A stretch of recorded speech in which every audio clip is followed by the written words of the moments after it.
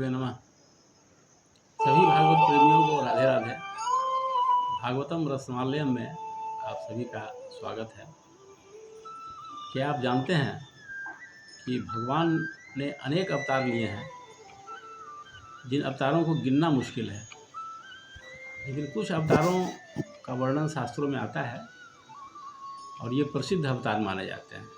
आज इसी संबंध में आज हम चर्चा करेंगे। और ये पुरुषोत्तम मास का अब समापन होने जा रहा है, इसलिए आप इस कथा का श्रवण करें, आपको आनंद मिलेगा, पुण्य भी मिलेगा। दक्ष प्रजापति की कन्या मूर्ति का विवाह धर्म के साथ हुआ था। उनसे नर और नारायण प्रकट हुए थे, उनके माध्यम से अवतरित हुए थे। यही नारायण बद्रिक आश्रम में जाकर तपस्या कर रहे थे, जिनकी तपस्या भंग करने के लिए इंद्र ने कामदेव और अप्सराओं को भेजा था। ये हमने सुन लिया है। आगे भगवान ने अनेक अवतार लिए। ये सातवें मुनीश्वर द्रुमिल जी बता रहे हैं विदेहराज निमि को। तो यहाँ बताया गया कि हंस, दत्तात्रेय, सनक, सनंदन, सनातन, सनत कुमार, ये चारों सनकादिक ऋषि कहे जाते हैं, सनकादिक मुनि हैं। और ये कह रहे हैं कि ऋषभ देव के रूप में अवतार लिया और आत्म साक्षात्कार के साधनों का उपदेश किया है। ये सब भगवान के अवतार ही हैं। उन्होंने ही हयग्रीव अवतार लिया और मधु कैटभ नामक असुरों का संहार किया था। ये सब अवतार हैं। प्रलय के समय मत्स्यावतार हुआ और उसके बाद वाराह अवतार, कूर्म अवतार, ये अवतार उन्होंने ग्रहण किया और अनेक प्रकार की लीलाएं की। भगवान का नरसिंह अवतार बड़ा ही प्रसिद्ध है, जो भक्त प्रहलाद की रक्षा करने के लिए उन्होंने अवतार लिया था।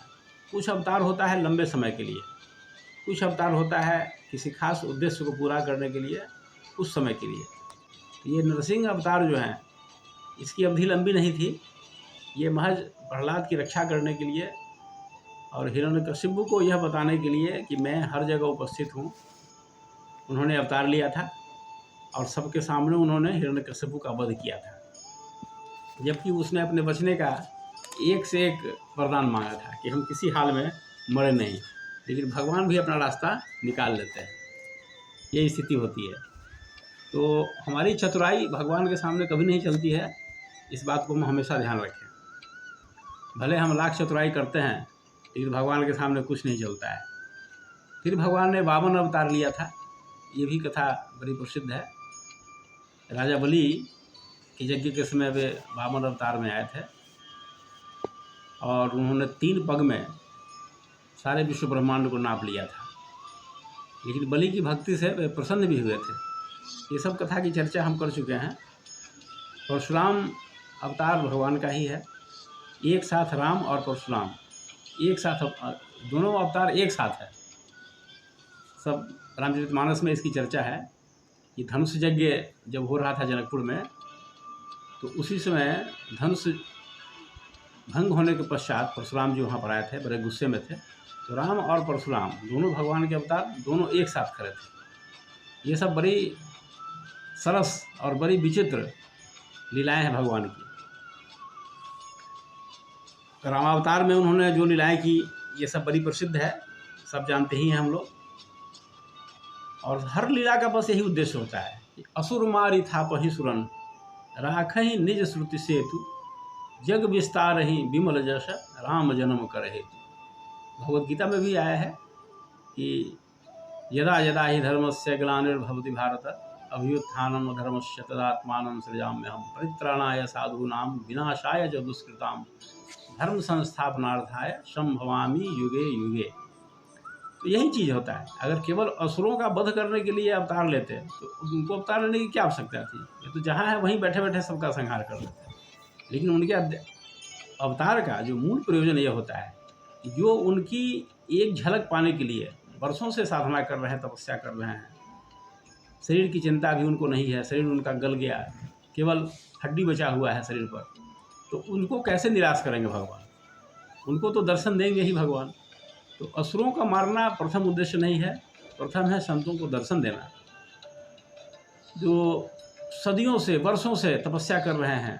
सबरी के बारे में आप सब जानते हैं, अगर सबरी से भगवान नहीं मिलते तो कितनी बड़ी निराशा हाथ लगती सबरी को। उन्होंने सबरी को तो दर्शन दिया ही, सबरी की इच्छा पूरी की और सबरी को माध्यम बनाकर हम लोगों को नवधा भक्ति का उपदेश दिया।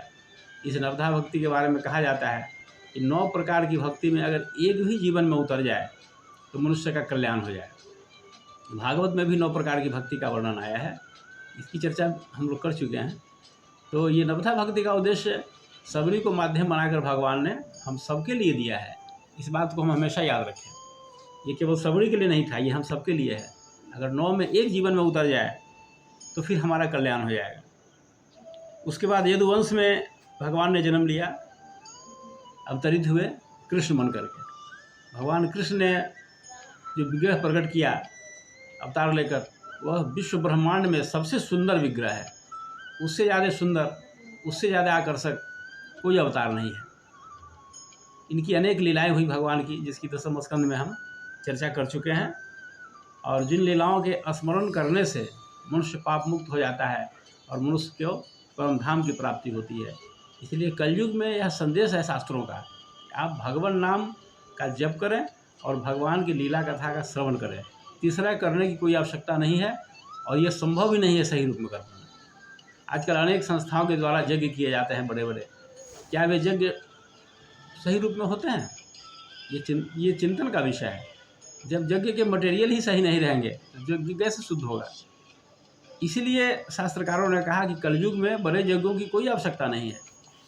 आप अपने स्तर से छोटे छोटे यज्ञ कर सकते हैं, घर में हवन कर सकते हैं, लेकिन जो सबसे बड़ी जो बात है कलयुग की विशेषता है वो यही है कि आप भगवान नाम का जप करें और भगवान की लीलाओं का श्रवण करें। ये भागवत के 9 भक्तियों में, 9 प्रकार की भक्ति में श्रवण भक्ति का बड़ा महत्व बताया गया। प्रथम महत्व है कि श्रवणम कीर्तनम विष्णु स्मरणम पाद सेवनम। ये प्रथम वही कहा गया है कि भगवान की कथाओं का आप श्रवण कीजिए, कि हर कोई पढ़ नहीं सकता है। भागवत बड़ा गूढ़ विषय है, 18,000 श्लोकों में एक से एक गूढ़ रहस्य समाया हुआ है, तो हर कोई इसको पढ़ नहीं सकता है। इसलिए श्रवण कीजिए। जो अधिकारिक लोग हैं, जो वैष्णव प्रकृति के लोग हैं, उनसे श्रवण करना चाहिए। सब तो सुना भी नहीं सकते हैं। जिनका अध्ययन है, जिनका मनन है, जिनका चिंतन है, जो निष्काम भाव से भगवान कृष्ण की सेवा करना चाहते हैं, उनसे ये चीज़ सुनना चाहिए, न कि लोभी के माध्यम से।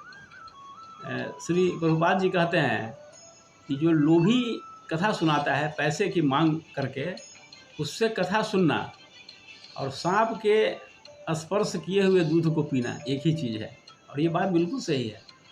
आज कथाओं में क्या स्थिति है, कथाओं की देख रहे हैं आप, पैकेज पर कथाएं होती है, नाच गान होता है और पब्लिक को 8वें दिन कुछ नहीं मिलता है। खाली हाथ कथा सुने, खाली हाथ लौटे, कुछ नहीं मिला। उनके जीवन में 1% भी परिवर्तन नहीं हुआ। कथा का मतलब है कि 7 दिन का कथा होता है भागवत का, 8वें दिन आपके जीवन में कुछ न कुछ परिवर्तन हो। अगर नहीं हुआ तो फिर वो कथा ही नहीं हुआ, वो तो सांप के द्वारा छुए हुए दूध के जैसा हो गया। इसलिए पेशेवर से कथा कभी न सुने। तो इतनी सुंदर लीलाएं भगवान ने की, जिसका रस आज तक रसिक लोग लेते हैं। उसके बाद भगवान बुद्ध के रूप में अवतार लिया भगवान ने, बुद्ध के रूप में। और अब आगे कलयुग के अंत में कल्कि अवतार होगा। कल्कि अवतार की चर्चा हम लोग सुनते हैं, हमेशा चर्चा होती रहती है। तो कल्कि अवतार लेकर शूद्र राजाओं का वध करेंगे, ये भविष्य के अवतार हैं। तो इस तरह से मुनीश्वर ने राजा निमि को संतुष्ट किया इन अवतारों का वर्णन करके। फिर आगे हम चर्चा करेंगे कि 8वें योगीश्वर चमस जी ने किस प्रश्न का उत्तर दिया था। धन्यवाद।